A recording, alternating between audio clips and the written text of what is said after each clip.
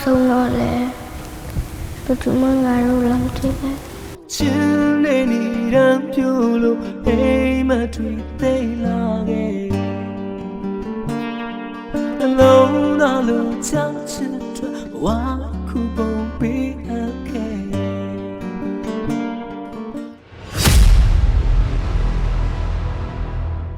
ညနေပြောက်သွားတော့ကလည်းဟိုအချိန်ချင်းစစ်စစ်ခံခဲ့ရပြီ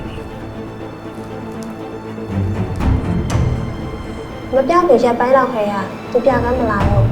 တပတ်လောက်နေလို့သူနဲ့အဆက်အသွယ်လုံးဝမရတော့မှသူပြောင်းနေရလို့သတိထားမိကြတာညုံနေပြောက်သွားတာဖြူနဲ့ဘာမှမပတ်သက်ဘူးအဲ့တော့ဘာမှစိတ်နှောက်ယှက်ဖြစ်မနေဘူးညုံနေကထင်တော့မယူရှင်းဘူးပြောတာ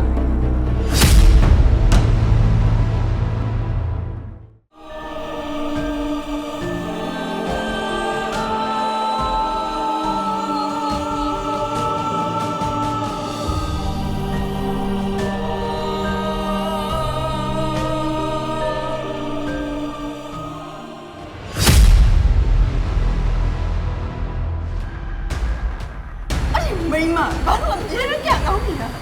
ရှင်ရောဟုတ်ပါဘူးသူကတော့ရက်စဝေးမနေရ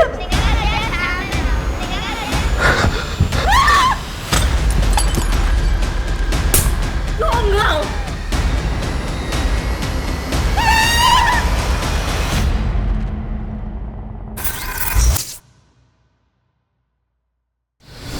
အားလုံးကြည့်နိုင်ပြီ Hey Play VIP